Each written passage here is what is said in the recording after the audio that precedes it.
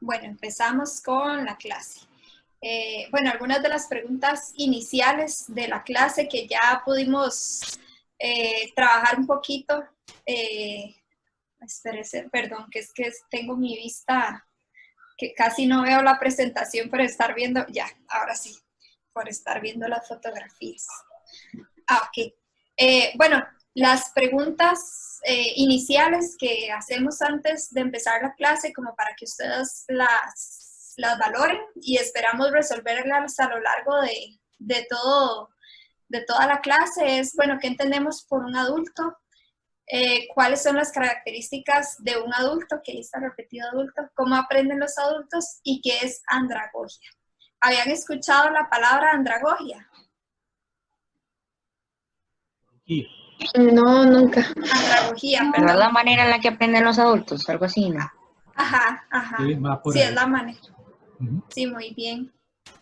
Sí, es como la teoría de cómo aprenden los adultos. Ahorita lo vamos a ver. La definición. Ajá. Seguimos. Ok. Andragogía, sí le falta una tilde ahí. Ahora lo arreglamos antes de subirla. Bueno, entonces la clase de hoy, como ya lo pudimos ver, vamos a trabajar lo que es el tema de aprendizaje y educación en el adulto. Partimos de una definición, ¿verdad?, de uno de los principales autores, así como Pablo Freire es el generador de la educación social, de evaluación del aprendizaje, de la autonomía de las personas. Tenemos a Malcolm Nobles como el principal teórico de la educación en adultos. Y para ellos, y para él, ¿verdad?, el adulto realmente es aquella persona que entra en una etapa de la vida donde se producen cambios, donde hay la adquisición, ¿verdad?, de conocimientos, adquisición de destrezas y ayuda a entender, ¿verdad?, cuál es el verdadero propósito de la educación en adultos, y nos lleva a entender que las personas adultas, ¿verdad?, necesitan, ¿cómo se llama?, construir a partir de toda su experiencia ¿cómo se llama?, el proceso de aprendizaje. ¿Así? Okay. Bueno, y entonces, ¿qué entendemos por adulto? Entonces, bueno, si hablamos cronológicamente, es una etapa entre los 20 y 60 años. Podemos clasificarlo, hay diferentes clasificaciones según los autores. Una puede ser de los 20 a los 40 años, que es una adultez temprana, y una adultez media entre los 40 y 64 años. Hay personas que hablan de la etapa adulta desde los 18 años, por ejemplo, que es la mayoría de edad, que jurídicamente en nuestro país la mayoría de edad está a los 18 años, el cual nos permite, pues, poder manejar, poder ir a un bar, poder tomar, por ejemplo. Sociológicamente hablando, entonces es esa persona que ya se integra a toda la parte social, que ocupa un puesto y en plena posesión de sus derechos, libertades y responsabilidades. Generalmente el adulto adquiere conforme aumenta la edad, aumentan las responsabilidades. Con respecto a la parte, al aspecto cronológico, muy importante que a veces somos los que a veces no es tan importante tanto la parte cronológica, sino como la psicológica, ¿verdad? Entonces, el tema de madurez de personalidad, hay personas que se convierten en adultos antes que otros, en ocasiones muchas veces por experiencias de vida. Entonces, bueno, esa persona adulta va a ser esa que ya que ya alcanzó una madurez y que es responsable, que posee plenitud de juicio, seriedad y dominio de sí mismo. Entonces, si vemos generalmente, a veces tenemos diferencias entre la parte cronológica y la psicológica, ¿verdad? Puesto que va a depender de la madurez de la persona y de las experiencias de vida de la persona, que esa persona llega a adquirir esa madurez. Aquí vemos otra clasificación más precisa donde se plantea roles de acuerdo al nivel en que se encuentra el adulto mayor. Empecemos por una adultez temprana, entre los 17 y 22 años más o menos. Bueno, perdón, a partir de los 22 años, donde ahí el adulto empieza a explorar las posibilidades de la vida, tiene una vida más estable e independiente. Hacia ya los 30 años ya comprende una definición de objetivos y metas y roles, ahí una consolidación como adulto. Seguidamente tenemos una etapa de la transición de la mitad de vida que se alcanza después de los 40 años y donde todas estas etapas anteriores se están consolidando, digamos, dentro de la población que estamos estudiando en este momento. Y culminamos con una vida adulta mediana ya a partir de los 45 años hasta los 60, donde ya normalmente se espera que hayamos completado cierto tipo de proyectos, capacitaciones, maduración, ¿verdad?, en la vida adulta, para después, ya como decía en el video anterior, ver ya la entrada a la etapa del adulto mayor. Aquí en Costa Rica, un adulto mayor para la Caja de Seguro Social y el CONAPAN es a partir de los 65 años, aunque en algunos comercios ya consideran adulto mayor a las personas de 55 años, solo para ampliar su mercado de trabajo. ¿Seguimos? Bueno, y esta es otra clasificación, siguiendo con las etapas de la adultez. Entonces, vida joven adulta de 18 a 35. Entonces, como lo mencionaba el profesor Manuel, aquí entonces, bueno, vean que si nos posicionamos, ustedes como estudiantes universitarios están dentro de esta etapa de vida adulta joven, y vean que es una etapa muy larga, desde los 18 a los 35 años. Entonces, algo con lo que tenemos que convivir, y cuando trabajamos todos los procesos de enseñanza-aprendizaje, es esa etapa tan heterogénea que es la etapa de la adultez. Es la etapa más grande. Si vemos de 18 a 65 años, es una etapa grandísima, donde hay muchos cambios y podemos encontrar personas de todas las edades, de diferentes roles, como lo decía Alma en su momento. Entonces, con esto también nosotros tenemos que jugar, y es muy importante pues conocer a la persona, al grupo con el que vamos a trabajar y qué tan heterogéneo es. Y todo esto es un reto bastante grande de cómo hacer para que ese proceso de enseñanza y aprendizaje sea lo más significativo, sabiendo que tenemos muchísimas variaciones.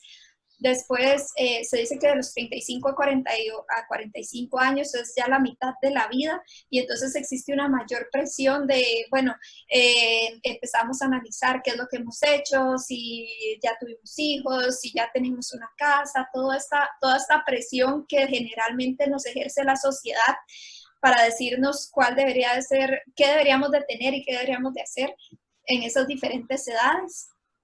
Y después ya llegamos como a la madurez, como que ya hay una mayor libertad, hay un mayor poder, por ejemplo, un mayor poder adquisitivo o un mayor poder dado por esa experiencia.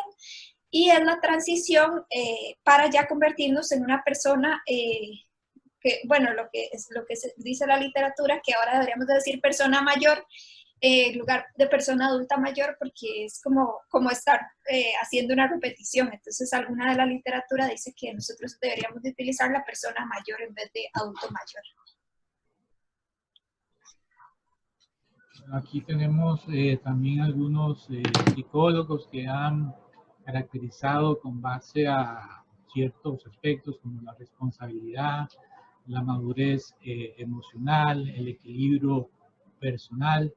Tenemos que, digamos, para Ludowski, el adulto se caracteriza por asumir mayor cantidad de responsabilidades en su vida, mantener en muchos casos sus hogares, su estatus social, económico, emite ya a nivel de la parte emocional juicios, ¿verdad? ¿No me escuchan?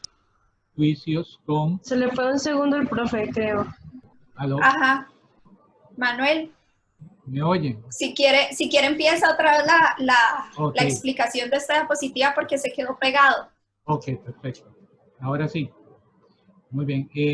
Bueno, aquí vemos tres psicólogos que hablan de las características de los adultos en relación a la responsabilidad, madurez emocional y equilibrio. Por ejemplo, Ludowski habla de que asumen mayor responsabilidades económicas, laborales, emocionales, que en la madurez llegan a alcanzar una madurez emocional, se supone, ¿verdad? Que somos más objetivos, analizamos mejor las circunstancias de la vida y llegamos a tener una parte física, espiritual más completa. Edward Maslow plantea también que somos responsables porque manejamos los comportamientos adecuadamente, sabemos cómo controlarlos, ¿verdad? Mantenemos una madurez estructurada, de hecho, en relación a las emociones que podemos vivir controlándonos, ¿verdad? Y también trabajamos mucho la capacidad de satisfacer a las personas con quien interactuamos en su satisfacción. Carl Rogers plantea en relación a la responsabilidad que alcanzamos una serie de principios que nos dirige, que nos estructura, ¿verdad? Y por eso nos caracteriza como adultos. Y en la parte emocional tenemos una serie de convicciones y valores que se han venido construyendo a lo largo de nuestro proceso de vida, ¿verdad? Que nos diferencian en cuanto a este sentido de madurez en relación a los adolescentes y los niños, donde manejamos el control.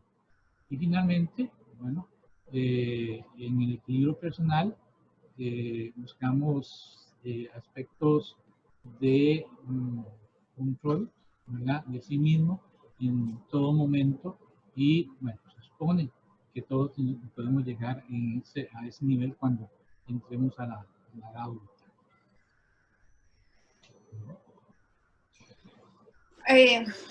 Bueno, y algo muy importante que tenemos que tomar en consideración es esta clasificación. No sé si ustedes lo han escuchado, los baby boomers, generación X, los millennials, la generación Z, que esta clasificación ha surgido más que todo como desde la disciplina de administración, de mercadeo, todo esto, como para comprender cómo se comportan las personas. Entonces, ellos han hecho estas diferentes clasificaciones según la época de la vida donde les tocó vivir. Por ejemplo, bueno, tenemos a los baby boomers, que son más análogos, y ese es desde el 57 a más o menos 1965. Algo muy importante a rescatar es que todo esto, todas estas clasificaciones o las etapas de la vida, mucho están dadas por esos procesos sociales, más que los procesos internos, por ejemplo, los procesos fisiológicos de las personas están más dados como por todas esas experiencias sociales que se han tenido. Entonces, por ejemplo, los baby boomers que vieron toda la parte de la Guerra Fría, entonces en ese momento, bueno, un poco lo que podemos vivir posterior a esto, ¿verdad? Que fue esa depresión económica y todo. Entonces, a los análogos lo que los destaca es el orden y estructura. Vean que esta imagen de hecho era de mercadeo, porque ahí habla de la actitud al comprar, entonces dice que son más reflexivos y lentos. Tenemos la generación X, que son de 1965 a 1979, que son la generación X, que, bueno, que están muy enfocados en lo que son los logros y las metas. Después tenemos a los millennials, que ustedes están entre millennials y generación Z, y ustedes ven a ver dónde mejor se ubican. Los millennials y generación Z ya son nativos digitales, y generalmente, no sé si a ustedes les ha pasado que muchas de las personas mayores generalmente dicen, uy, es que las generaciones de ahora están perdidas, realmente no sirven para nada, o hay comentarios que generalmente pues las personas van diciendo, y a veces uno ve como su generación como la mejor porque es la generación que entiende, pero en realidad todas las generaciones tienen aspectos muy buenos. Por ejemplo, las generaciones pasadas, los análogos y los inmigrantes digitales, ellos Yo me ubico sufrieron en ese campo. Ellos sufrieron todo lo que era la parte de la Guerra Fría, entonces por eso son tan estructurados y tienen tanto orden. Todo lo que fue la recesión económica, entonces, por ejemplo, las generaciones de antes pensaban que un trabajo, vivían en ese trabajo y tenían que morir en ese trabajo. Ahora tenemos a los nativos digitales, que son los millennials y generación Z, que más bien ellos están buscando otras, bueno, esta imagen también habla un poco de eso. Buscan no solo tener un buen trabajo, que antes era esa estabilidad, sino ellos estar bien con ellos mismos y sentir que realmente están haciendo algo. Por ejemplo, la generación X y Z han vivido todo lo del cambio climático, entonces son bastante conscientes con respecto al medio ambiente.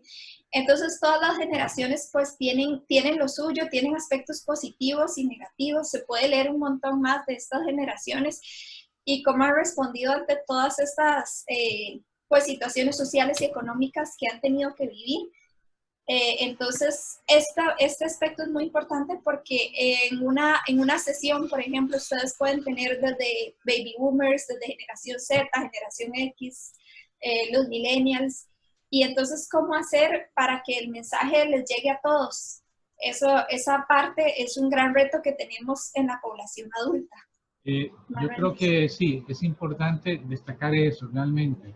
A ustedes les va a tocar trabajar, educar en salud, ¿verdad? A estas poblaciones que, como vemos, tienen muy distintas características, muchas ventajas y desventajas en relación a sus propias formas de pensar, formas de actuar y de aprender. Y por ello a ustedes se les va a dificultar más que a nosotros, porque realmente antes las generaciones no tardaban, no son de décadas como ahora. Pues si vemos los millennials, lo que hay es una década, de los 80 a los 90 es una década. Y si vemos en relación a los generación Z, igual son un par de décadas en cuanto a cambio. En cambio, antes, una generación no eran 10 años, sino eran 50 años o más, ¿verdad? Y era más fácil estructurar procesos educativos porque eran más homogéneos. Ahora, la heterogeneidad que tienen estas generaciones es realmente un aspecto importante a considerar en nuestras planificaciones educativas, porque de hecho vamos ustedes a trabajar con ese tipo de poblaciones totalmente heterogéneas. Uh-huh. Sí, me acuerdo, no sé si era como un meme que yo vi cuando estaba todo lo del lo del no uso de pajillas, por ejemplo.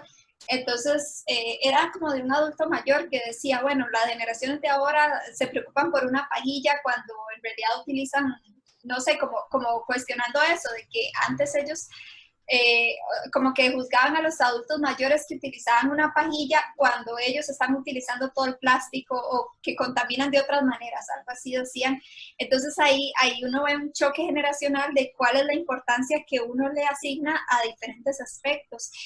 Y esa parte de estar consciente de en qué generación estamos y cómo somos para poder comprender las otras generaciones. A veces nosotros tenemos que ser conscientes de dónde estamos, cómo somos y poder ser más abiertos y no juzgar a las otras generaciones porque van a ser diferentes, vivieron situaciones diferentes y por eso explica mucho de cuáles son sus comportamientos y acciones.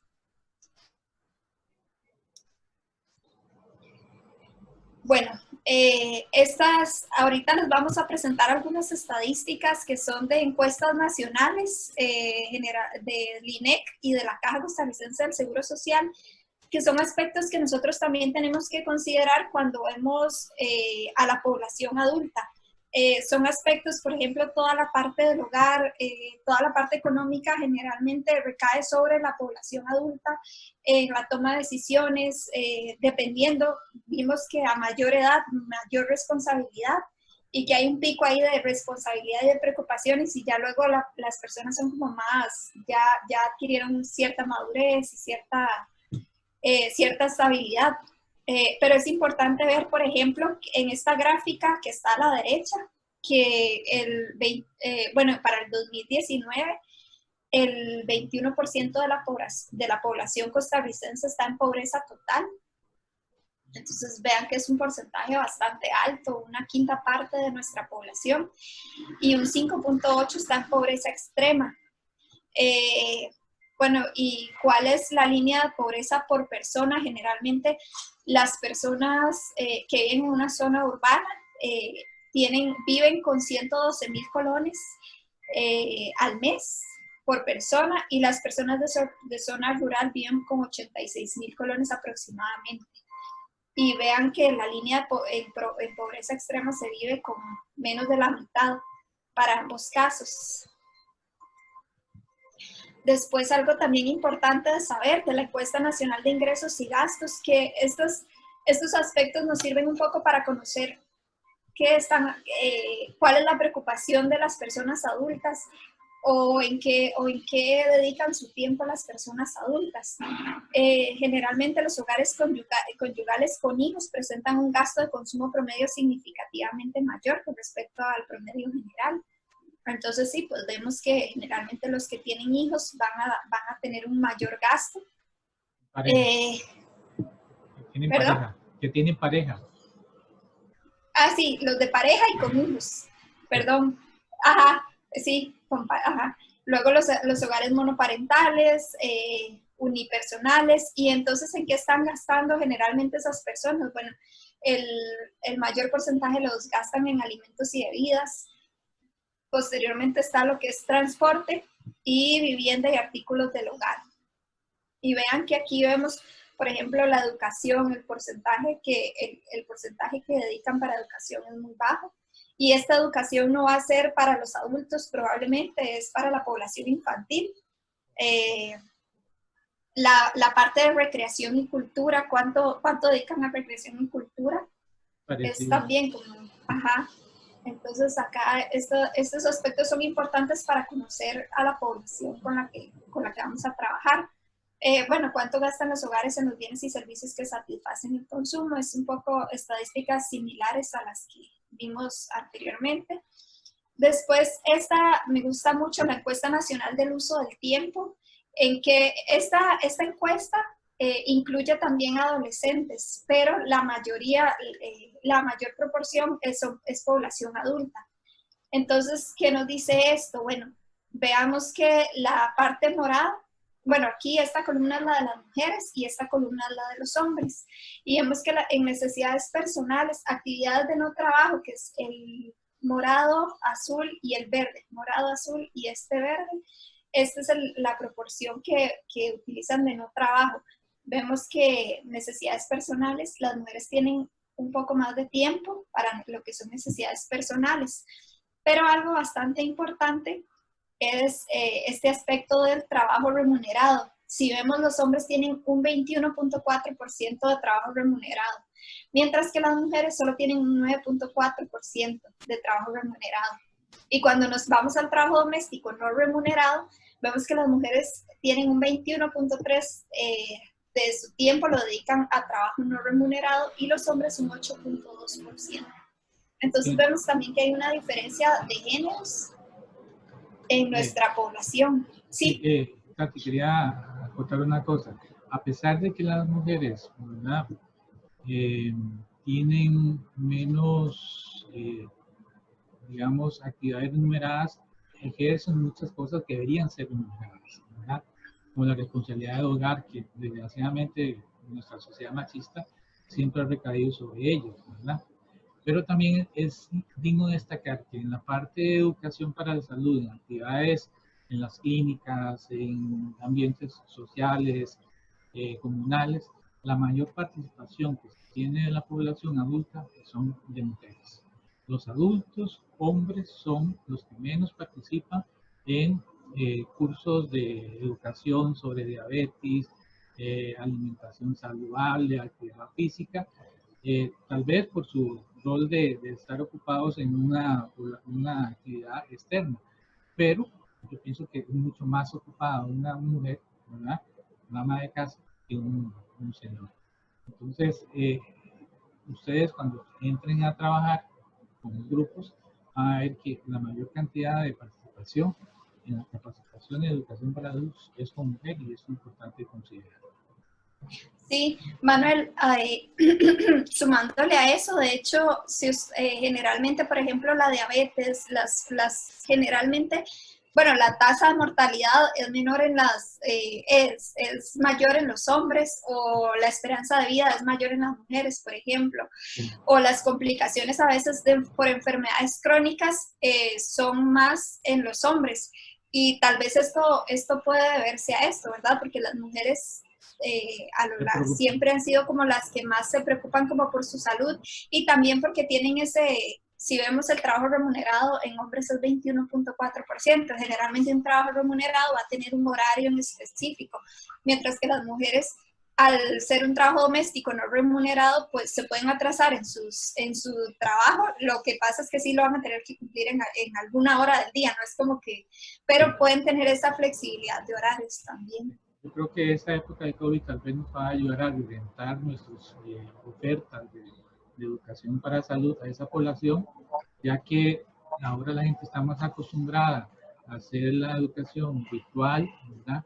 Tal vez podríamos llegar de mejor forma a esa población de adultos hombres que en su tiempo libre puedan, digamos, educarse, ¿verdad? Bueno, aquí está generalmente, entonces la carga de trabajo en general va a ser mayor para las mujeres que para los hombres, y el tiempo social promedio según un tipo de actividad, que es lo que hablábamos, ¿verdad? Los mujeres versus los hombres, aquí estaría el tiempo del no remunerado, el trabajo remunerado, que es lo que hemos venido mencionando. Después, otra encuesta que también es importante analizar es la de la Caja Costarricense del Seguro Social, que incluyó a 3.409 personas, y esta muestra es representativa de toda la población adulta y población adulta mayor también incluyó. En esta encuesta, el 50.1% eran del sexo masculino y 49.9% del sexo femenino. Aquí está lo que es la distribución por edad. El 50.3% eran de 20 a 39 años, el 39.3% de 40 a 64 años y solo un 10% eran mayores a 65 años. Acá podemos ver, bueno, esta encuesta, como les decía, la idea era que fuera representativa de la población, y si vemos la escolaridad, un 4.3% de esta muestra no tenía escolaridad, un 15.1% contaba con primaria incompleta. Acá vean que, por ejemplo, los estudios universitarios, las personas que alcanzan estudios universitarios completos es solo un 5.7% de la población. Entonces, a veces, pues es bueno saber que no todas las personas tienen este privilegio de poder ir a una universidad, sino que es un 5.7%, perdón, de poder terminar los estudios universitarios. Entonces, este es un aspecto bastante importante, ver también el nivel de escolaridad. Tenemos que considerarlo para todo lo que son los procesos de enseñanza-aprendizaje. También tenemos que el 79.1% eran asegurados y 20.9% no tenían seguro en ese momento. Entonces, a pesar de que es una encuesta de la caja, igual incluyó personas que no tenían un seguro. Bueno, aquí podemos ver la prevalencia de sobrepeso y obesidad en población mayor a 19 años. Toda la información que vamos a ver es en población mayor a 19 años. Entonces podemos ver que para la población femenina entre los 40 y 64 años es donde hay una mayor prevalencia de obesidad. Vemos que está por ahí aproximadamente un 50% de la población tiene obesidad. Entonces vemos que está bastante alto. En la población masculina vemos que el grado de obesidad, la prevalencia de obesidad es menor y está muy distribuida muy similar entre los 20 y 39 años y 40 a 64 años. La prevalencia de nivel de actividad física. Entonces, bueno, este gráfico nos muestra la actividad física, la prevalencia de actividad física alta, quienes practican bastante actividad física. Entonces vemos que generalmente los hombres practican más actividad física que las mujeres, podemos verlo, y conforme va disminuyendo la edad, también va disminuyendo la práctica de actividad física. En las mujeres vemos que hay un incremento a los 40 y 64 años y ya la población adulta mayor reduce lo que es la práctica de actividad física. Y a pesar de eso, los grupos de adultos mayores de actividad física mayoritariamente son mujeres. Nosotros tenemos 3 grupos aquí, más o menos 100 y pico personas. De esos no llegan a 10 hombres haciendo actividad física. Sí. Okay. Después tenemos lo que es el nivel de consumo de frutas y vegetales, mayor o igual a 5 al día. Aquí, bueno, aquí un aspecto importante, nosotros generalmente utilizamos lo que son vegetales, las guías alimentarias, no sé si ustedes han tenido acceso a las guías alimentarias de la población, que las guías es un poco para promocionar lo que es la alimentación saludable y son dirigidas a los profesionales de la salud para que la utilicen y puedan guiar a la población en general para una alimentación saludable, que de aquí es donde sale el círculo de alimentos, no sé si lo conocen, pero acá las guías alimentarias nos dicen que nosotros deberíamos de decir, de hecho la caja no está acorde a esas guías alimentarias que las hace el Ministerio de Salud, en conjunto con otras instituciones, de utilizar el término vegetales, porque verduras se utiliza más cuando son verduras harinosas, la papa, la yuca, y aquí los vegetales deberían de ser esos acuosos como la lechuga, el tomate, zanahoria, todos los vegetales que son coloridos y que no nos aportan tantas calorías. Pero bueno, este gráfico lo que nos dice es la prevalencia de consumo de personas que consumen más de 5 porciones de frutas y vegetales al día. Entonces vemos, entonces acá, bueno, acá me sorprende de hecho este dato, que los hombres generalmente son los que tienen un mayor consumo de frutas y vegetales, porque por ejemplo los estudios que se han hecho acá en Costa Rica es que en población infantil a los niños generalmente les da vergüenza comer frutas y vegetales, entonces generalmente son las niñas las que más consumen frutas y vegetales. Acá parece que los hombres son los que más están consumiendo frutas y vegetales. La porción es la recomendación en general es comer por lo menos 5 al día. Y vean que aquí ni un 40% de la población en general llega a comer por lo menos 5 frutas y vegetales al día. Porciones, sí, perdón. Con respecto al consumo actual de tabaco en población mayor de 19 años, vemos que la población que está consumiendo más tabaco es la de 20 a 39 años y conforme avanza la edad va disminuyendo. En las mujeres más bien hay una población, los 65 y más bien se incrementa. Entonces vemos que igual por sexo hay bastantes diferencias también en cuanto a ciertos comportamientos. La prevalencia de alcohol es muchísimo mayor. Y también igual, conforme los adultos somos más jóvenes, consumen más alcohol y va disminuyendo conforme pasa la edad. Eso sería el mismo comportamiento en hombres y mujeres, y los hombres son los que tienen un mayor consumo de alcohol. Bueno, eso sería un poco de estadísticas en general de la población adulta y un poquito mezclada con, en algunas ocasiones, adolescentes o población adulta mayor. Bueno, ahora sí entramos básicamente con toda esta reflexión sobre quién es nuestra población meta, cómo se comporta, cuáles son sus hábitos, cuáles son su situación laboral, situación económica, ¿verdad? Tenemos que tomar en consideración todo eso, pero partiendo de que el aprendizaje y enseñanza del adulto es importante recalcar que no llegando a esta etapa dejamos de aprender, ¿verdad? Se aprende durante toda la vida, no importa la edad.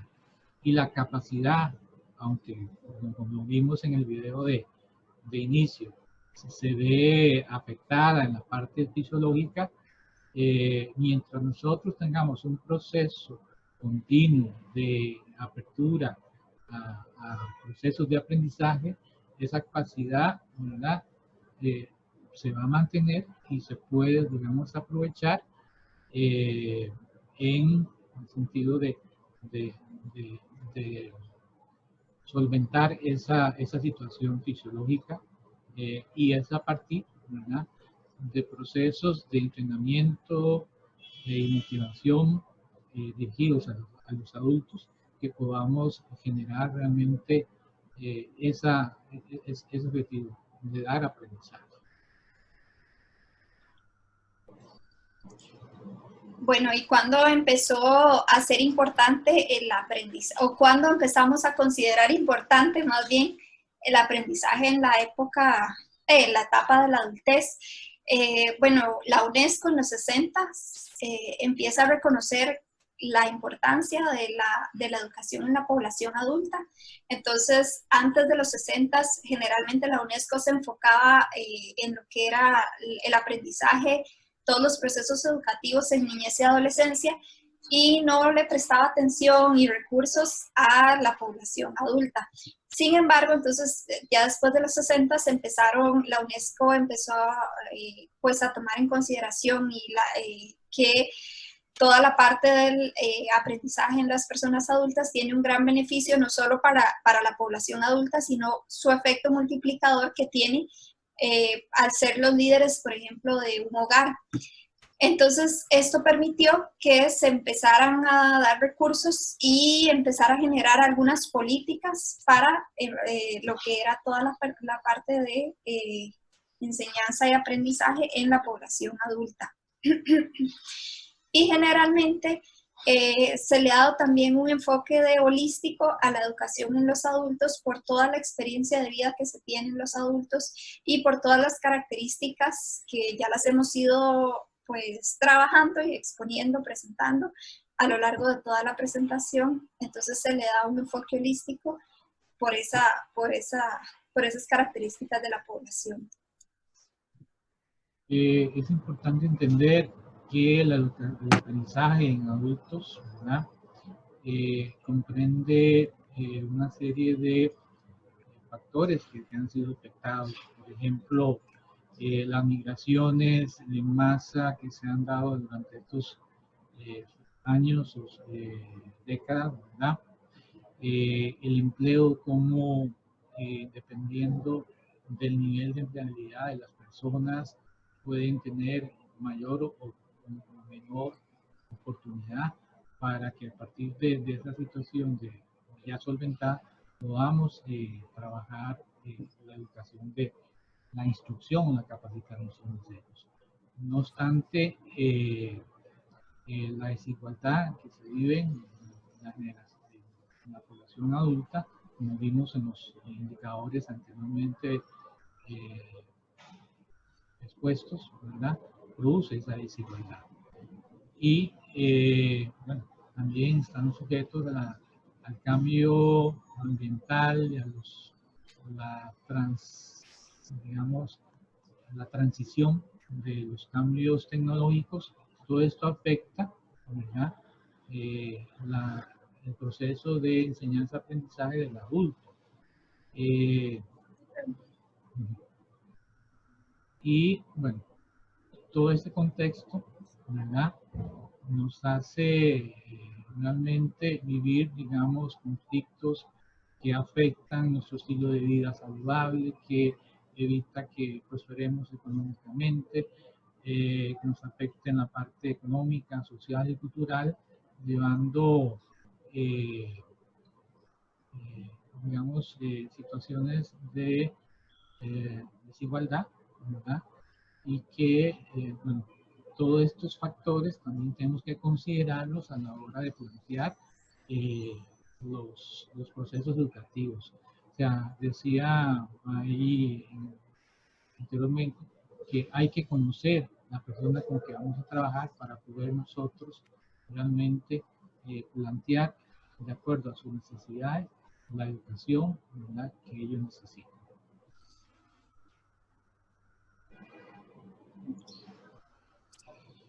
Bueno, y entonces sí entramos ya al término de andragogía.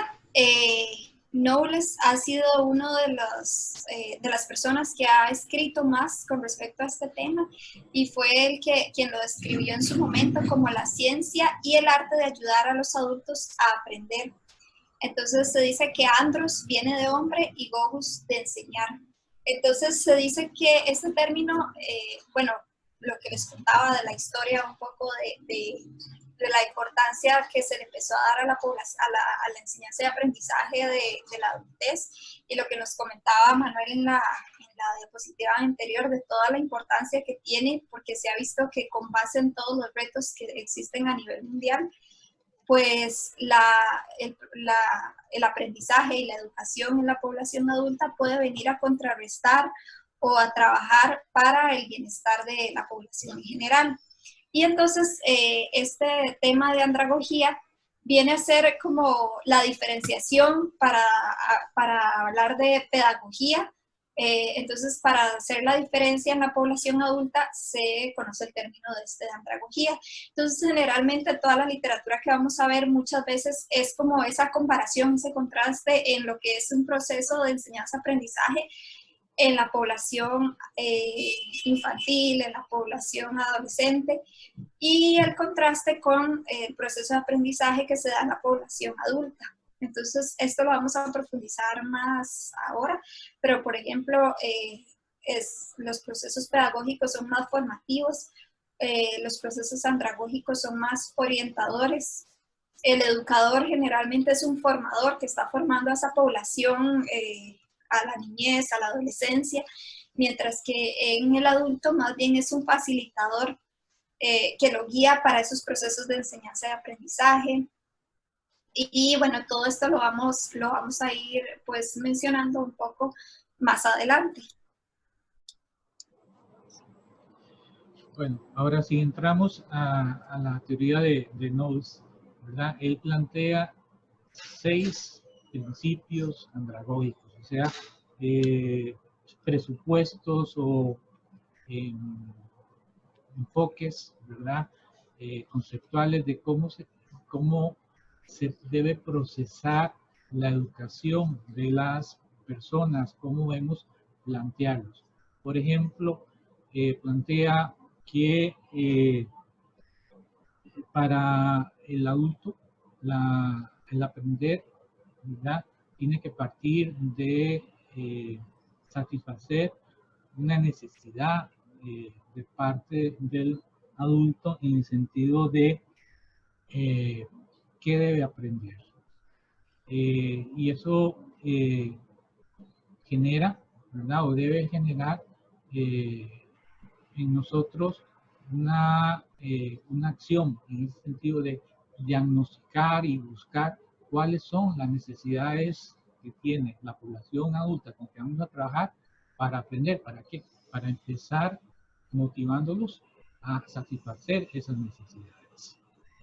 Asimismo, Y Manuel, ajá, perdón, perdón sí, que lo interrumpa. Y en esa necesidad de aprender, entonces, como generalmente es ese contraste entre el aprendizaje pedagógico, todas las acciones pedagógicas a las andragógicas, entonces se habla que en la pedagogía generalmente la necesidad de aprender es por pasar un curso, por tener estos contenidos al día, pero en el adulto esa necesidad de aprender no tiene esas, digamos que, bueno, adelantándome un poco, esas motivaciones extrínsecas. Entonces, el adulto necesita saber para qué va a aprender, para qué le va a servir, cómo va a aprender. Necesita tener como cierta estructura para ver si eso realmente le va a beneficiar o no, y si no, correcto, sí, se cumple. pues ver si participa en ese proceso, si es parte de... El segundo principio es el autoconcepto. ¿Qué significa eso? Que realmente el adulto, perdón, en este caso parte de que él es autogestor debería ser el autogestor de su proceso educativo. ¿Qué significa eso? Que él es el que determina o debería determinar qué aprender, cómo aprender, dónde aprender, y que el proceso se lleve en relación a que él se apropie de su propio proceso de aprendizaje. No sé si quieres complementar este punto, Katy. Si me queda Sí, alguna idea. Porque es muy importante. bueno, ese autoconcepto del alumno, de hecho, justamente hay alguna de la literatura lo que menciona es como una crítica de que en las acciones pedagógicas generalmente el alumno es dependiente totalmente de la persona, de su profesor o de su guía. Entonces, pasar de esa etapa de que usted es dependiente a un profesor a ser independiente, pues a veces genera un choque.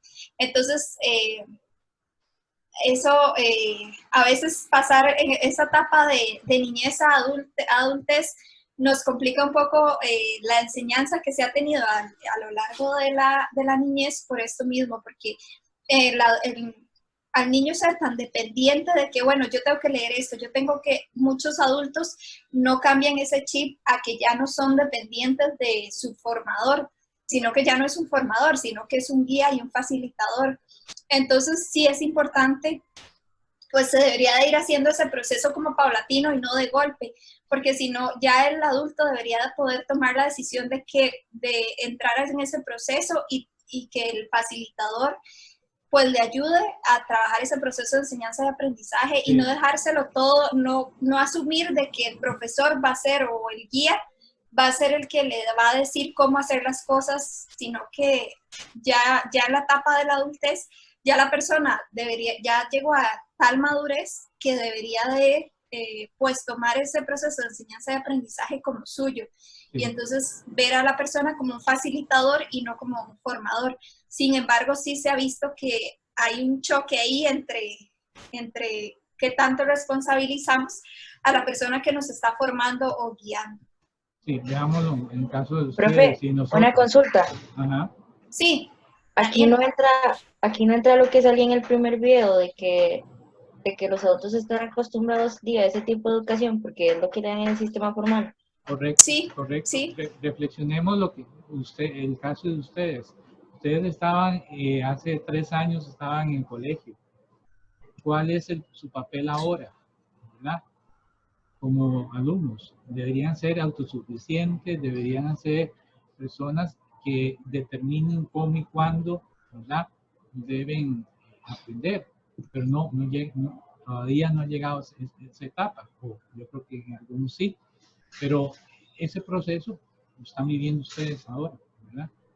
Una escuela formal de primaria, secundaria, más pedagógica, a un proceso andragógico que sería la universidad. Entonces sería el contraste real que ustedes están experimentando ahora. ¿Entienden? Muy bien. El tercer Sí. piso. Perdón. No, que muy importante ese aporte que da Daniela, que toda esa parte de la educación formal, de cómo está estructurada y todo, es lo que a veces nos hace este choque para entrar a toda la parte de la etapa adultez y ese proceso de enseñanza y aprendizaje de autorresponsabilizarnos también en ese proceso. Bien. El tercer principio es el papel de la experiencia. A diferencia de los niños, adolescentes, partimos de que el adolescente y el niño tiene escasas vivencias o experiencias previas que faciliten el aprendizaje. No así en el caso del adulto. Ya el adulto ha vivido etapas anteriores, ha vivido situaciones, resuelto problemáticas, ha conseguido obtener de esos procesos aprendizajes que deben ser, digamos, considerados como parte esencial de la planificación de los procesos. O sea, no es el adulto mayor, el adulto no es una página en blanco, sino es alguien que trae un sustrato el cual nosotros como educadores debemos aprovechar y respetar, ¿verdad? Para generar a partir de sus experiencias y conocimientos, experiencias más ricas, ¿verdad? Que ayuden en el proceso de aprendizaje. Manuel, ahí complementándole, bueno, no complementando, sino resaltando algo que usted dice, también respetarlo, porque está en nosotros aprovechar toda esa experiencia, pero también está en nosotros respetar toda esa experiencia que ellos han vivido, en donde pueden tener algunas creencias que tal vez nosotros no compartamos, pero ese aspecto muy importante del respeto de los diferentes pensamientos que se puedan tener. Y aquí si nosotros entramos, por ejemplo, como en la pedagogía, que ya entramos como formadores, pues estaríamos tal vez ir respetando como todas esas creencias y todo ese conocimiento previo que ellos tienen, de llegar a querer imponerles algo, sino ya no va a ser como algo impuesto, sino que va a ser algo construido de las diferentes experiencias, inclusive la del guía o facilitador. Sí, una experiencia que me sucedió a mí en el principio de mi carrera. Me tocó trabajar en Guanacaste en los años 85, y nosotros teníamos conformado en un distrito de Nicoya, se llama Naranjalillo, de Nicoya, y estábamos trabajando con la población y vimos que había un puesto de salud que necesitaba ser digamos, ampliado para dar mejores servicios. Entonces trabajamos con los líderes comunales para decirles, bueno, ok, vean, nosotros como profesionales de la salud determinamos que ustedes deben hacer toda su gestión comunal laboral para ampliar el puesto de salud para atenderlos mejor. Entonces les traspasamos la responsabilidad de ampliar ese servicio. Eso fue nuestro papel. Pero ¿cuál fue la realidad? Que al mismo tiempo que nosotros le planteamos esa necesidad del equipo de salud, en la comunidad había por parte del párroco, una necesidad de ampliar el campanario de la iglesia. Y en un año, ¿verdad?, de trabajo con una comunidad para ver si nosotros se conseguía el objetivo, la meta de ampliar el puesto de salud, entramos en choque con las necesidades del párroco y ninguno de los dos proyectos avanzó durante ese año. Entonces le dijimos, bueno, ustedes, ¿cuál es para ustedes más importante? ¿El campanario o la ampliación del puesto de salud? ¿Ustedes quién creen que ellos prefirieron hacer primero? ¿Hay alguien que me conteste que cree que es más importante para una comunidad, el campanario en ese momento, ¿verdad?, es un hecho real, o ampliar el puesto de salud para los servicios? El campanario. Exactamente. Eso fue la prioridad de ellos. Esas son las necesidades que se tenían que satisfacer, porque para ellos en ese momento, ¿verdad? No sé ahora, era más importante. Entonces, ¿qué hicimos nosotros? Bueno, nos sumamos a trabajar con el equipo de salud por el campanario, y en menos de un año ya teníamos las dos cosas hechas. Entonces, eso es importante tomarlo en cuenta. La experiencia, las necesidades del grupo con que vamos a trabajar, porque si nos topamos como un obstáculo, como el campanario, no podemos avanzar en el proceso de, educativo y de gestión de la salud de esa población. Seguidamente, en cuarto punto, encontramos la disposición para aprender. ¿Qué es eso? Es la importancia o la aptitud que tenga la población, ¿verdad? De ver en lo que se vaya a proponer como enseñanza o aprendizaje, ¿cómo se llama? La gente lo vea como importante, la vea como útil. Entonces, debemos considerar eso, ¿verdad? Que la gente, lo que nosotros le proponemos como educación, se proponga como de importancia. Si no lo ven importante, el adulto no lo va a comprar. Seguidamente tenemos la orientación del aprendizaje, que aquí va, ¿cómo se llama? Orientado básicamente a que nosotros en este proceso no somos, somos guías, no somos tutores, no somos en términos dictatoriales, no somos quienes definen realmente el tipo de aprendizaje que deben llevar. O sea, el adulto tiene que tener esa capacidad de tener la apertura de generar su propio aprendizaje. Tati, ¿algún refuerzo en ese No, punto? contrastando los dos, que el pedagógico, su orientación son los contenidos. En cambio acá, como bien lo dice usted, es más que todo como esa construcción que se tiene que hacer, como que no hay una orientación hacia los contenidos, sino como una construcción, y tomando en consideración el aspecto, los principios 1 y 4, que es la necesidad de aprender y la disposición para aprender, que eso va a orientar mucho lo que es el aprendizaje. Y finalmente, el sexto principio es la motivación. Como dijimos al principio, en la parte pedagógica la motivación es extrínseca. ¿Qué significa eso? Que yo voy a recibir, la motivación está en algo que me genera un título, una certificación, pasar de grado, o sea, está externo a la persona, al pensamiento, a las necesidades o a las ideas del individuo. Ya en el adulto, la motivación es intrínseca. ¿Qué significa eso? Que es aquello que genere en mí, ¿verdad?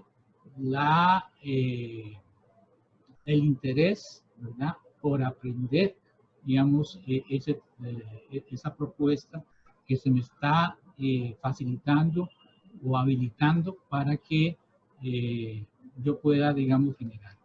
En el adulto, la motivación tiene que ser propia, no está basada en premiaciones o en remuneraciones externas, sino yo aprendo cuando me interesa.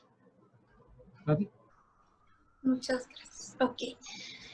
Bueno, ya son las 11 de la mañana, ya nos quedan unas poquitas diapositivas. Vamos a tratar de ser más breves para no cansarnos mucho y no cansarlos también a ustedes. Entonces, bueno, con base en estos principios del aprendizaje, entonces ya en la práctica, ¿qué aspectos tenemos que considerar? Bueno, todas estas características que nos da el proceso de enseñanza y aprendizaje en la población adulta, entonces nos hacen ver que bueno, este proceso debería de ser muy horizontal, no tan vertical como estamos acostumbrados en la pedagogía, que aquí no estamos cuestionando si todo el proceso pedagógico pues es correcto o no, pero el pedagógico es más vertical.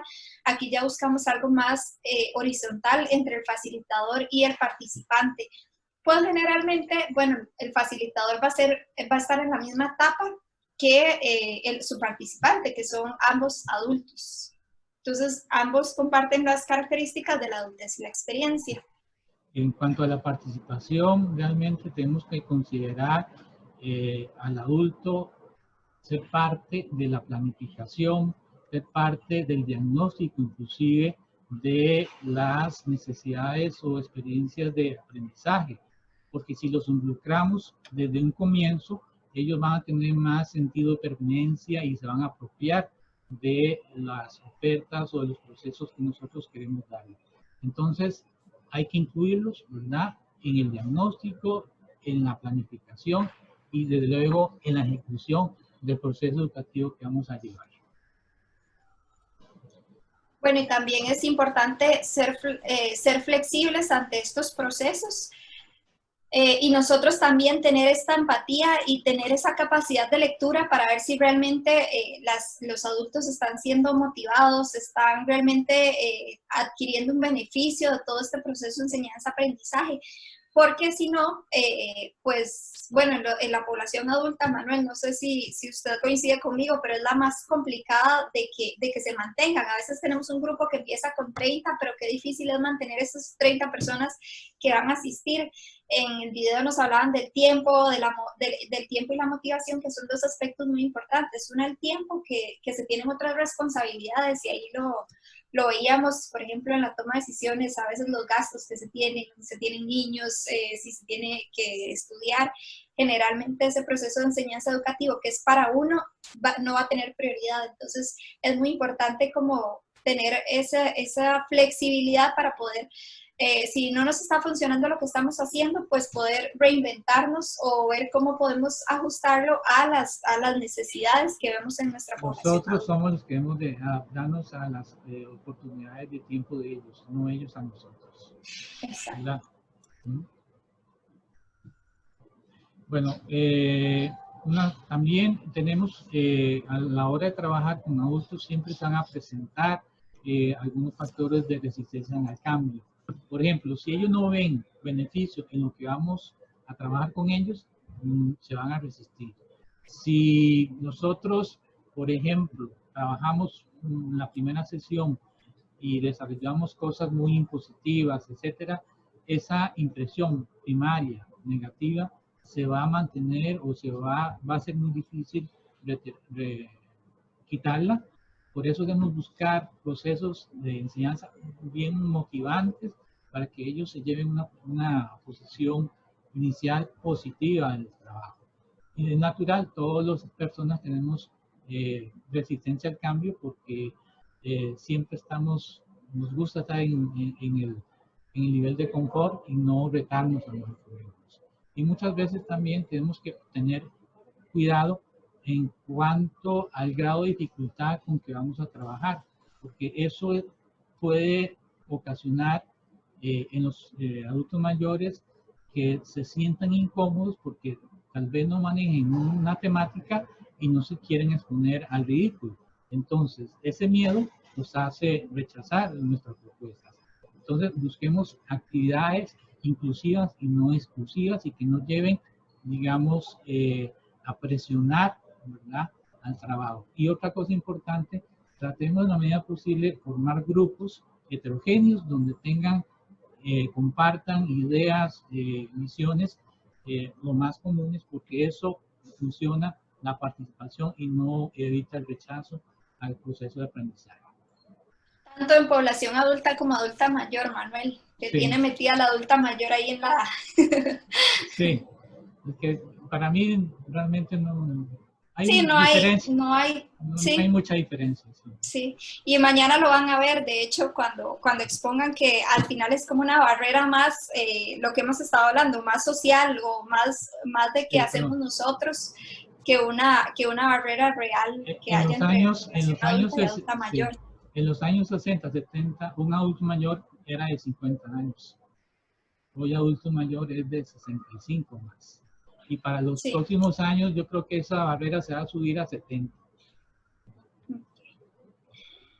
Bueno, entonces, ¿cómo planear las sesiones educativas para el adulto? Entonces, que la experiencia de enseñanza-aprendizaje sea lo más relevante posible. Entonces, ya esto lo hemos visto en toda la presentación, a lo largo de toda la presentación, que tenemos que conocer a los participantes, muy importante, previo a conocerlos.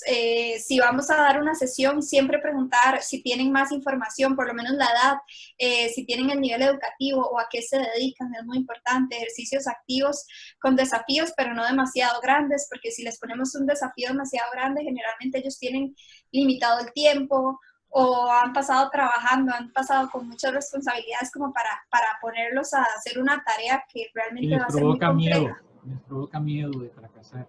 Ajá, tener cierta estructura y organización, porque como lo veíamos, el adulto necesita saber qué es lo que vamos a hacer, para qué lo vamos a hacer y cómo me va a beneficiar a mí.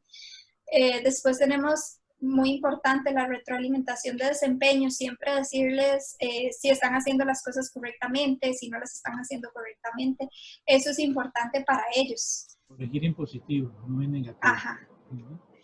No contraponerlo a sus creencias o pensamientos previos, que ya lo mencionábamos anteriormente, integrar lo que están aprendiendo con lo que ya saben y ejercicios que les resulten relevantes. Lo conocido versus desconocido, se dice que tiene que haber como un balance. No todo tiene que ser conocido, porque si no, después de esa sesión van a decir, bueno, es que en realidad en esta sesión no aprendimos nada, pero tampoco todo tiene que ser nuevo, porque si no se recarga al adulto. Entonces tiene que haber un balance de que, mira, sí, yo esto lo he visto, y sentirse identificado con eso, pero también que estén aprendiendo cosas nuevas. Y que genere sentimiento de logro, ¿verdad? De que están alcanzando sus objetivos. Bueno, ¿cuáles son los retos de la educación y el aprendizaje en los adultos? De acuerdo a las metas de desarrollo sostenible, tenemos que están planteadas para el año 2030 de la OMS. Tenemos que una educación para adultos adecuada y fortalecida puede ayudar a erradicar la barrera o los límites para salir de la pobreza. También nos puede contribuir a mejorar, digamos, una educación de adultos, mejorar en aquellos países que desgraciadamente no tienen un sistema social y de seguro, como Costa Rica, mejorar la salud materna, porque hay muchos países en el mundo que la mortalidad materna es muy alta. Asimismo, eso va pegado a lo anterior, reduciendo la mortalidad infantil y una educación inclusiva, ¿verdad? Nos permite promover la paridad en la educación de género, la situación de sesgada que hay en relación a la función de género. Y por supuesto, también la educación adulta debe estar orientada, ¿verdad?, la sostenibilidad de nuestro medio ambiente, que es necesario.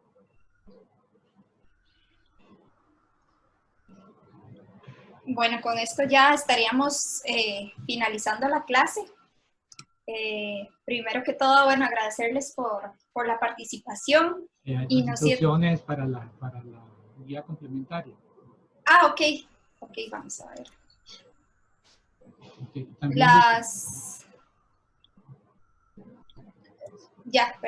las instrucciones. Sí. Ok, bueno, sí, para la guía complementaria, muy importante, la idea es que ustedes hagan un mapa conceptual donde puedan relacionar todo lo que hemos visto en la clase y también los videos, y les vamos a enviar una lectura que es bastante corta, pero en realidad es para que, Manuel, la idea es eso, hacer un mapa conceptual que les ayude a ustedes a conectar todos los conceptos y todos los aspectos importantes que vimos tanto en la clase, en los dos videos, y les vamos a enviar una lectura, ahora de una vez se la subimos, al aula virtual, para que ustedes ya puedan ir trabajando en eso. Y esa sería la actividad que tendrían que entregar para el próximo martes. Ok, otra cosa que ahí les puse en el chat un link sobre el video completo de el segundo que vimos sobre el reto de la diferenciación entre si se aprende adulto más o menos que en adolescente. Vale la pena verificarlo, verlo, dura más o menos 1 hora para que, digamos, complementemos esta información desde el punto de vista de neurociencia. Y también un anuncio, si quieren también profundizar o disfrutar, digamos, lo que es la analogía, hay una película mexicana que se llama El Estudiante.